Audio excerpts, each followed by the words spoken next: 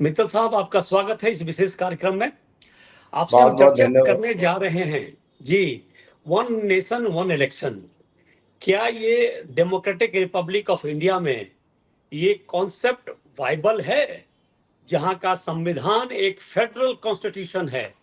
उस federal constitution में one nation one election की गुंजाइश लग रही है? आपने सवाल का जवाब साथ के साथ दे दिया।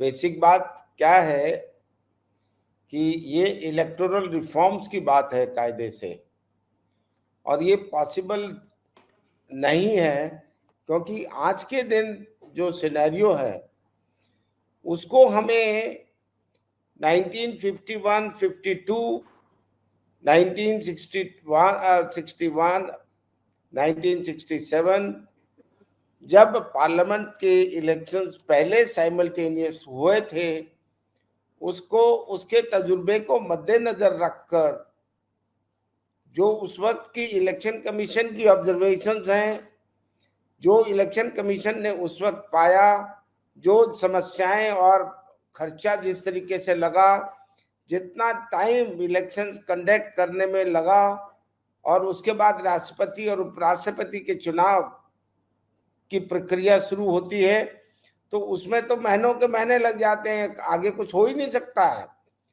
आज आपका जो इलेक्टोरल रोल सन 51-52 में या 67 तक था, आज वो इतना मल्टीप्लाई कर चुका है कि जिसका जवाब नहीं। आप एक साइमल्टेनियस इलेक्शन तो संभव है ही नहीं। और एक उससे भी ज्यादा अहम बात और है जो आपने उठाई, फेडरल स्ट्रक्चर की। इसमें कोई दो राय नहीं है कि ये फेडरल स्ट्रक्चर को खत्म करेगा, और ये मुझे लगता है कि इंटेंशन कहीं ना कहीं इसी लाइन पर है। आप एक बात और इसमें अहम सोचिए कि प्रजातंत्र में पार्लियामेंट और असेंबली में फर्क है। पार्लियामेंट में मुद्दे अलग होते हैं, असेंबली में मुद्दे अलग होते हैं। वहां पर असेंबली में लोग जो उनके नुमाइंदे हैं, एमएलए, उनसे सवालात करते हैं, अपनी रोजमर्रा की समस्याओं की बात करते हैं, उन्होंने कितना काम किया या नहीं किया, उनकी परफॉर्मेंस पे बात होती है। लेकिन पार्लियामेंट का मुद्दा अलग होता है। तो आप दोनों की खिचड़ी कैसे बना देंगे? आज अगर आप ये इस तरीके से करते हैं तो आप जो असेंबली की बातें हैं उन बातों को नजरअंदाज कर देंगे, सिर्फ पार्लियामेंट की बात ही दिमाग में रहेगी। तो आपका गेम कुछ ऐसा लगता है कि बाकी जाए, असेंबली और स्टेट असेंबली को मारिए, जो कुछ भी है उसको छोड़िए, हमें तो सिर्फ पार्लियामेंट से ही मतलब है, बाकी सिस्टम की आपको जरूरत ही नहीं है। प्रैक्टिकली अगर आप इसको देखें तो ये मेरे लिहाज से स्टेट असेंबलीज को खत्म कर देगा ये सिस्टम, जो कि पॉसिबल नहीं है। मित्तल साहब, अभी हाल में 2 राज्यों में चुनाव की प्रक्रिया चल रही है। जब ये बात आई कि महाराष्ट्र, हरियाणा, जम्मू कश्मीर और झारखंड के चुनाव सामान्यतः ऐतिहासिक प्रक्रिया में एक साथ होते हैं, तो चुनाव आयोग सिर्फ ये कह के पल्ला झाड़ लिया कि इन चारों राज्यों का चुनाव हम एक साथ नहीं करा सकते हैं, मैन पावर हमारे पास नहीं है।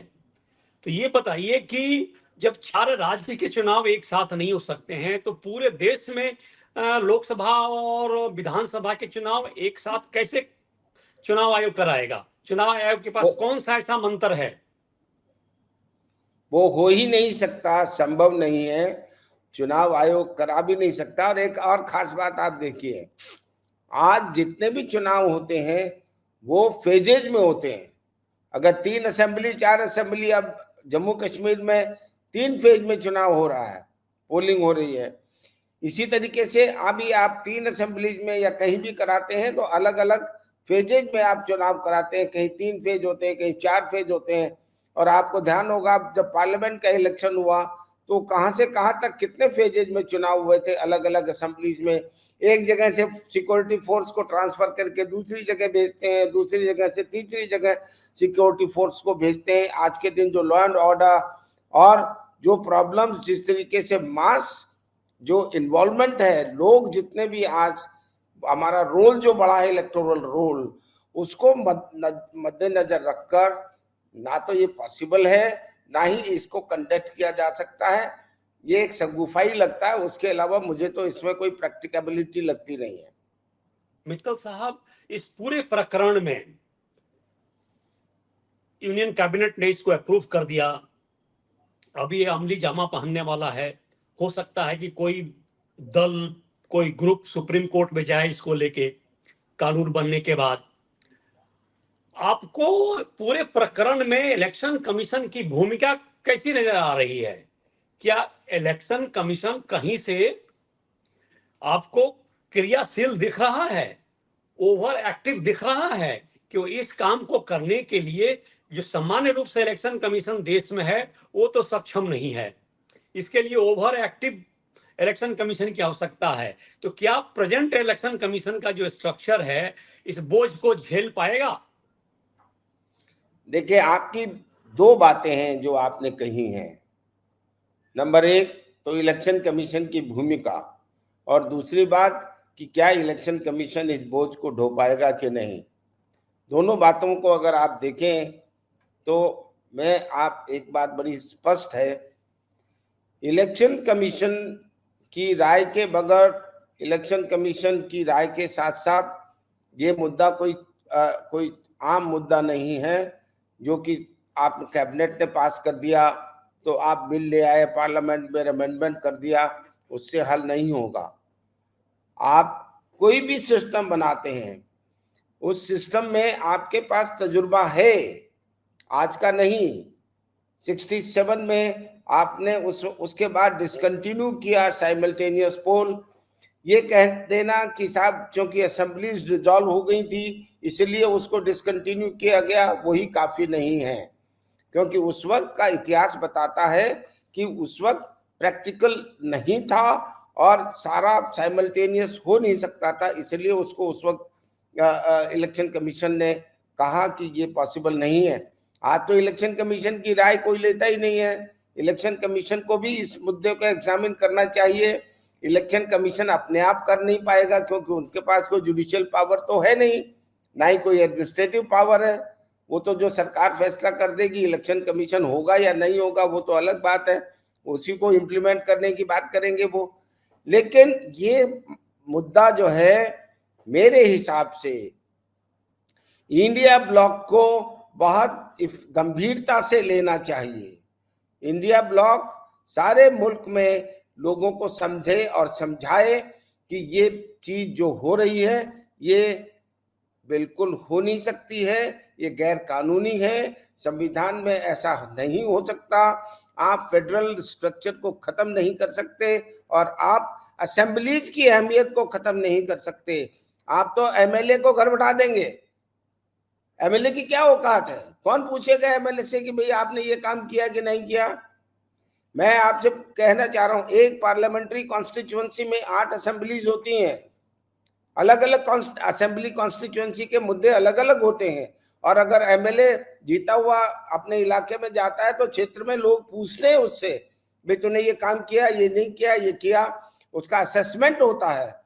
और एमपी कोई 8 असेंबलीज का असेसमेंट थोड़े आप कर सकते हैं असेंबली इलेक्शंस में।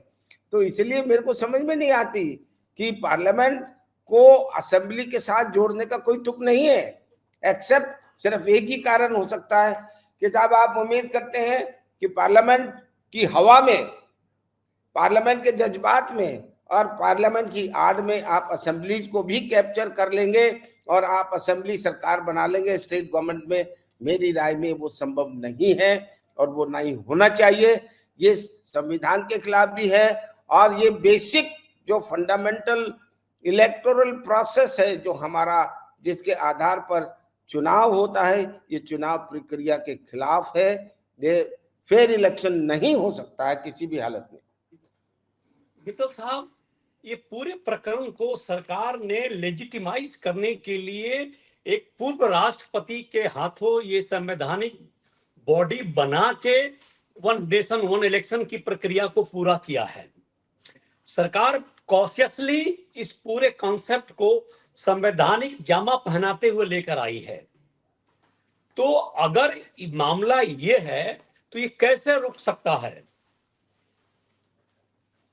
देखिए, आप जो बात कह रहे हैं कि संवैधानिक, ऐसा नहीं है, कोई संवैधानिक नहीं है। संविधान इस मुल्क का कॉन्स्टिट्यूएंट असेंबली ने बनाया था, जिसमें बड़े बड़े विद्वान थे। एक कमेटी बना देने से आप ये इसको नहीं कह सकते कि संवैधानिक प्रक्रिया है, ऐसा कुछ नहीं है। एक कमेटी की रिपोर्ट है, दैट सिर्फ इतना है। उस कमेटी के हेड, ये बात ठीक है कि हमारे भूतपूर्व राष्ट्रपति जी उस कमेटी को हेड कर रहे थे, उनका सम्मान है, वो अपनी जगह है, वो उसको कोई मना नहीं कर सकता है। पर इसका मतलब ये नहीं कि कमेटी ने जो राय दे दी वो कमेटी मान्य होगी, और उसको मानना भी नहीं चाहिए। मैं समझता हूं कि यहाँ सरकार में जो लोग हैं वो भी इस पर विचार करेंगे, इसमें असेंबलीज खत्म होंगी। अब आप देखिए, बिहार है या जो है ना, आपके नीतीश बाबू के अलावा बाकी और स्टेट गवर्नमेंट्स भी हैं जो आज के दिन केंद्र में शामिल है। लेकिन स्टेट असेंबली की आप अहमियता को खत्म क्यों कर देना चाहते हैं? इसमें तो स्टेट असेंबली खत्म हो जाती है, प्रैक्टिकली उनका फंक्शन ही कुछ नहीं रहता। आप पार्लियामेंट के साथ मर्ज कर रहे हैं, वो ये सब मर्जर, जो कि कॉन्स्टिट्यूशन में मैं समझता हूं कि हमारा बेसिक स्ट्रक्चर है, फेयर इलेक्टोरल प्रोसेस।